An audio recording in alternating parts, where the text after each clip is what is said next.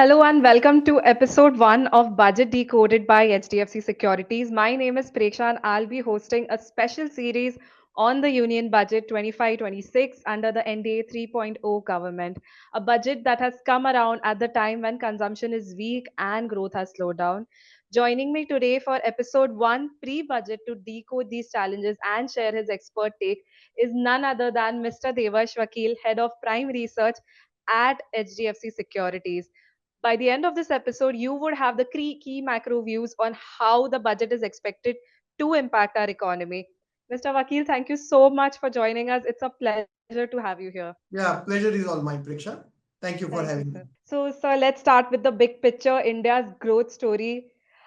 We see that the growth has slowed down. Do you think this slowdown is cyclical or are there any deeper issues at play? So let's start with the global growth and then drill down to India. As now everything is connected, we are living in a global village. So global economic growth represent a mix of optimism and caution this year. US, the largest economy, is strong. There, the fiscal stimulus is running through the system. Technological innovations and inflation has came down there. So US is likely to grow. Overall GDP growth is projected to be around 2.7%. Some regions demonstrating resilience, while others are going to be challenging. India actually slowed down to 5.4% growth in the September quarter.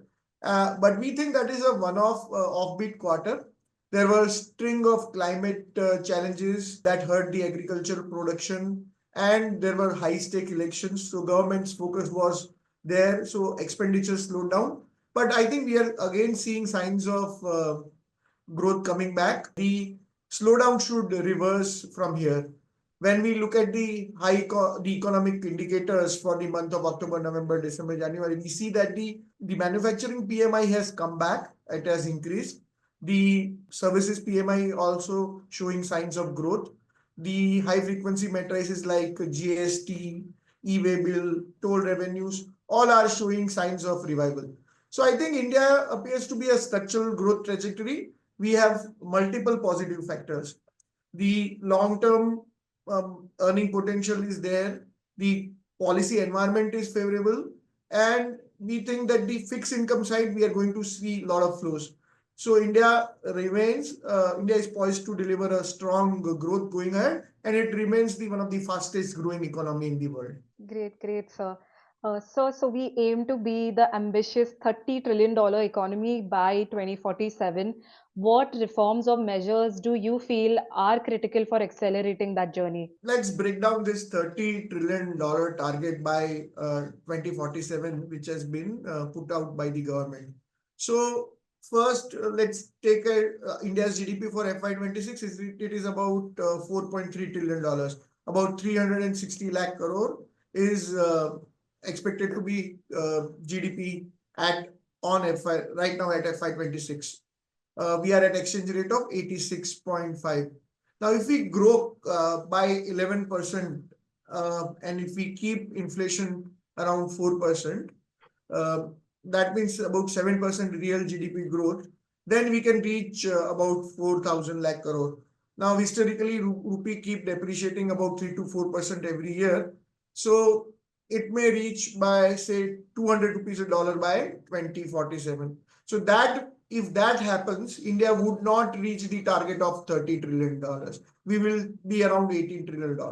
So there are two aspects to achieving that target. First is the growth, and second is the depreciation of rupee.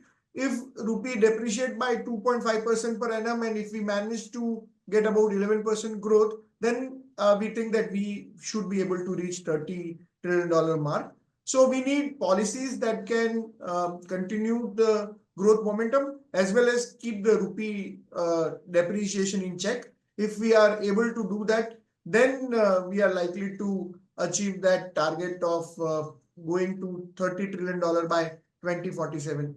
If rupee keep depreciating, then I think we may the direction is clear. The timing may vary. Instead of 2047, we may reach it by 2055. And if rupee depreciation is kept under check, there is all the chances that we may achieve that target even earlier also. So let's see how government forms policies in this budget, and depending upon that, we can take a call whether India will be able to achieve that target or not. So, sir, this time, what do you believe? Would the budget be tilted towards the populist measures or will there be structural reforms? So a populist budget usually provides an immediate relief to the public, basically a short-term boost to markets and sentiment in order to get uh, these popular budgets are frequently designed to get with one eye on political gains, focusing on securing higher voter turnouts. But given the past trend, and this is the second budget of this government, I think that the fiscal prudence will win over the populism, and we will have budget which will focus on structural reforms. Now, we know that in order to keep growing, we need a lot of structural reforms. Key areas of structural reform is infrastructure.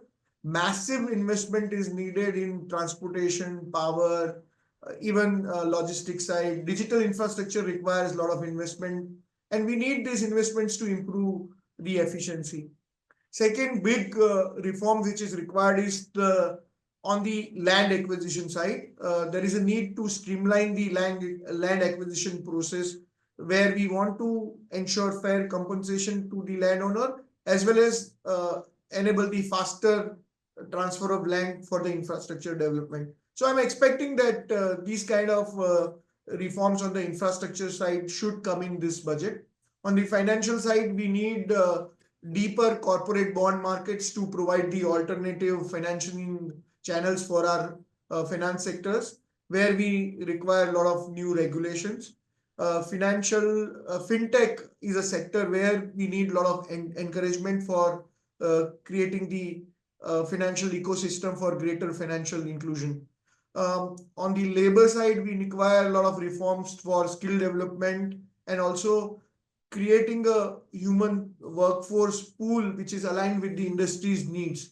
So I think these kind of measures on education side, on debt market, and on infrastructure are expected from this budget. Great, great, sir. So the inflation is still above the RBI's 4% target. However, even though it has eased, there are some inflationary pressures that are denting the consumption and growth. So, what sustainable measures can we expect in this budget to bring inflation closer to RBI's target of 4%? There are two sides to the inflation equation. One is the supply side and the demand side. So demand has been weak, as we all know. So government has to take steps to boost consumption. The reforms are required on the supply side. Agricultural infrastructure investment is required to bring the food inflation down. If the government announces scheme which encourages better storage and better distribution of food, then the agricultural supply chains can be modernized, and that will help bring the food inflation lower. We think that the government may increase allocation towards irrigation, and that will reduce the dependency on monsoon, which will help the supply side uh, equation. On the demand side, I think fiscal deficit will be kept under the check, and that will keep the inflation and the interest rate lower, and that will help the industry start with the capital expenditure, and that will boost the productivity. Uh, Possible some custom duty adjustment and some domestic supply related issues on essential commodities are also expected. We need a lot of support for our MSME sector. So I think in order to promote investment by MSME, we can expect some kind of boost in this budget. So if government is able to come out with these measures, then I think we'll be able to increase the efficiency of supply, and that will help us tame the inflation in this country. Got it, sir. Sir, and do you think the government will prioritize growth and consumption, or will we see tighter fiscal deficit control? In fact, the government is likely to achieve a lower fiscal deficit this time as a percentage of GDP. I think they have budgeted about 4.9% in the budget. But in FY25, it is likely that they will be able to achieve a deficit of 4.65%. And this is likely to be driven by higher than budgeted gross tax collections and combined with the lower than budgeted the capital expenditure. it is clearly evident that the FY25, in order to keeping the fiscal deficit in the check, the capex has taken a huge beating. The election led slower capex, and then the government was also trying to shift focus from bringing the debt down, and that is resulting into a lower fiscal deficit target. This tight fiscal positioning and rate easing cycle are likely to keep the bond yields also under check. And I think these are the multiple levers by which government is likely to keep the average 10-year yield by around 6.5%. So I think government will focus on prioritizing the tighter control over fiscal deficit, and eventually they'll be able to keep the interest rates low, which will in turn help the capital expenditure cycle and eventually boost the growth. Got it, sir. And so, considering the fact that forex reserves are under pressure and rupee is facing headwinds, do you think investors should prepare for more volatility ahead? A very pertinent question. The ongoing depreciation of Indian rupee is a major problem, major concern for Indian investors, for foreign investors, and it is leading to a lot of volatility in Indian markets. The INR also, our currency also faces competitive devaluation risk from other emerging markets.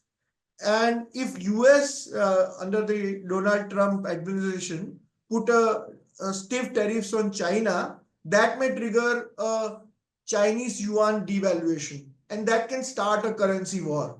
So there is a risk of further depreciation of India's currency, which may hurt our trade balance, and that will in turn put a pressure on our exports. So we need to keep our current account deficit under control, otherwise it will shoot up. The strength of the dollar is expected because the US under the new Trump administration is taking a lot of pro-growth policies. So there is a near-term risk for Indian rupee and other emerging market currencies. We need to take decisive policy measures to attract manufacturing into this country. We have to boost our exports and also take measures to balance the trade balance, correct the trade balance of our country.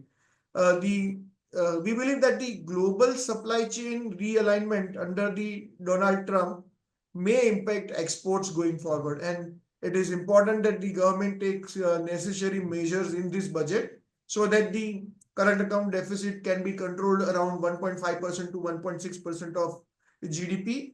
And if that is ensured, the rupee will be stable, and with likely reduced forex intervention going ahead because of the less headroom ahead, we think that if we are managed to keep rupee around 87, 88, that should be suffice to keep the growth momentum going. So forex and currencies are going to be a very important variable to be monitored going ahead, especially in this financial year. Yes, sir, true. So the capital markets have had a mixed year. So small caps have seen corrections while large caps have held their ground. Investors are now looking to the budget for cues on whether it could trigger a rally or at least provide some stability. So what's your outlook for the markets post budget? So obviously it depends upon what kind of budget is there, but smaller stocks, as you mentioned, have experienced a broad-based correction. They have created attractive valuation in some market segments. Several sectors like consumer durables, banks, select chemical and pharmaceutical stocks uh, have undergone substantial correction, and these sectors offer compelling value proposition at current levels. Looking ahead for the year, I think we still favor the stock selection rather than uh, expecting significant returns from benchmark indices.